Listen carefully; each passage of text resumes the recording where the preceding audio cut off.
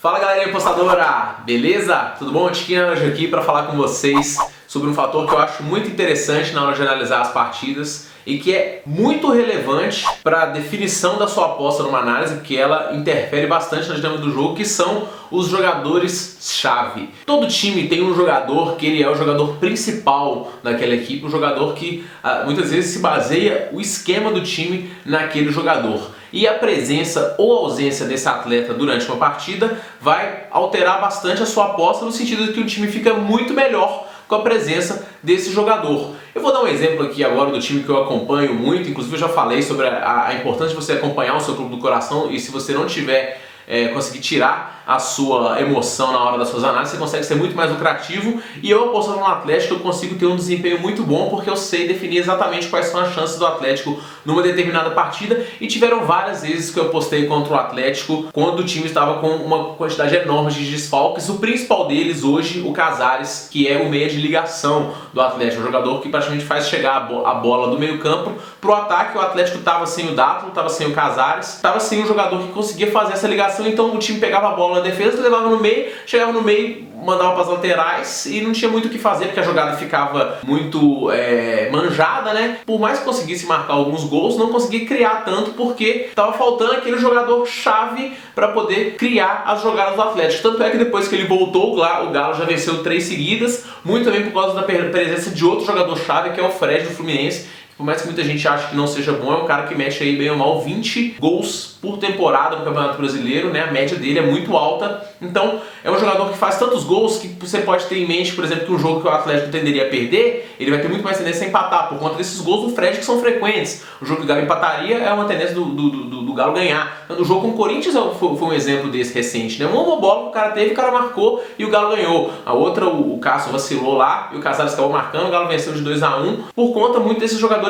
Mas não é só o Atlético que tem jogadores-chave, o Grêmio também, todos os times na verdade têm jogadores-chave. O Grêmio é um time que muda muito quando tem, por exemplo, o Jeromel, que é um jogador que, além de ser um excelente zagueiro, ele puxa o defensor dele para cima, né? Então quem joga do lado do Jeromel cresce muito de produção. Então a defesa do Grêmio, além quando tem o Groy, fica muito mais forte por conta desses jogadores-chave. São jogadores de muita qualidade. O Figueirense com o Rafael Moura. O Rafael Moura saiu, o Figueirense não marcou gol, por causa da ausência desse jogador que é o artilheiro, um jogador-chave pro ataque da equipe. O jogador-chave não precisa necessariamente ser um atacante, né? Ele pode ser um jogador de qualquer posição, não precisa ser só ter um também. São jogadores que mudam o esquema tático do time. Você fala que o Barcelona vai jogar com o Real Madrid, você vai apostar em quem? Né? Você fala, não vou botar o Real Madrid, vou botar com o Valência. A sua tendência grande é de ir no Barcelona. Mas deixa eu falar que o Real Madrid vai ser o Messi e vai ser o Suárez.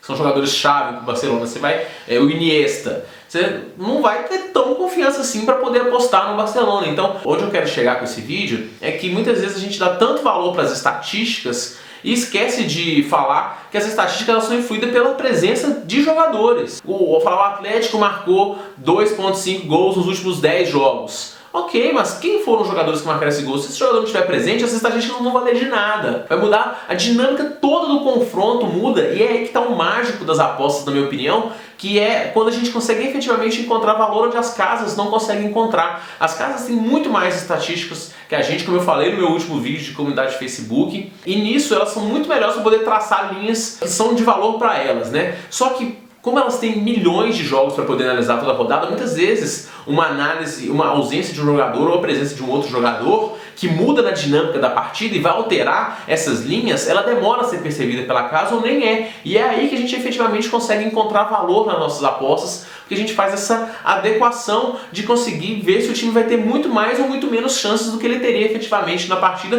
por conta da presença desses jogadores que são chaves no esquema da equipe.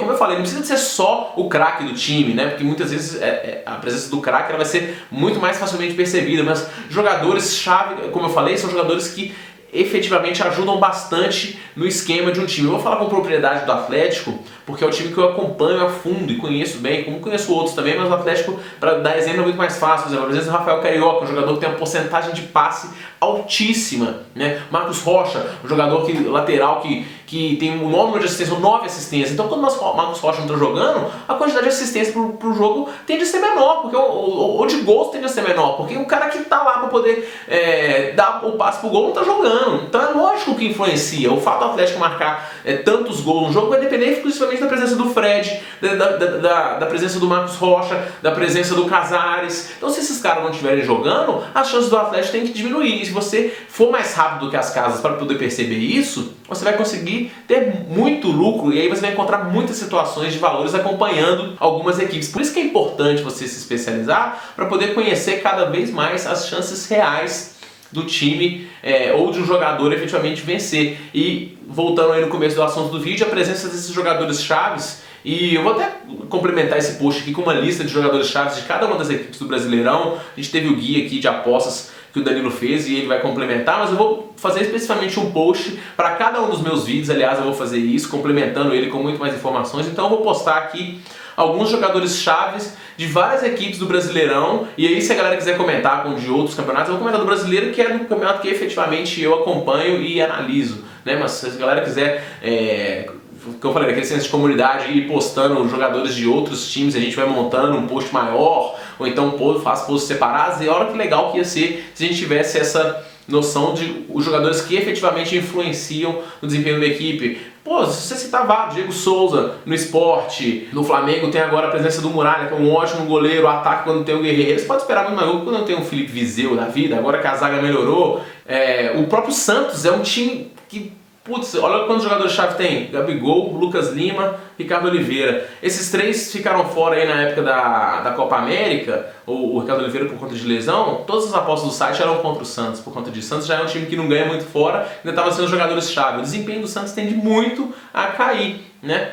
Então, muitas vezes o jogador-chave pode ser até o técnico, né? Como o caso do Corinthians aí, que foi esses dias. Então, o objetivo do vídeo, na verdade, é você parar de preocupar tanto com estatísticas e entender cada vez mais que cada jogo é um jogo, cada jogo são 11 contra 11, mas esses 11 são diferentes, então é uma dinâmica diferente, uma oportunidade diferente. Então a análise ela não é só um fator, ela é, como eu já falei diversas vezes, um conjunto de vários fatores. Dentre esses fatores, se você for pegar outros fatores em outros vídeos que eu postei, esse é mais um dele, a presença de um jogador-chave, de uma dinâmica de jogo que muda por conta da presença desse atleta e que pode efetivamente fazer com que uma aposta tenha muito mais valor do que uma casa apresenta para você, por conta disso, por conta da sua percepção do que pode influenciar nisso na dinâmica de uma partida, beleza? Então fiquem ligados, que isso é muito importante, entender isso, estudar, se especializar cada vez mais em um campeonato, em um esporte, para você ter aí mais conhecimento e muito mais chances de encontrar esse tipo de aposta, beleza? Esse vídeo faz parte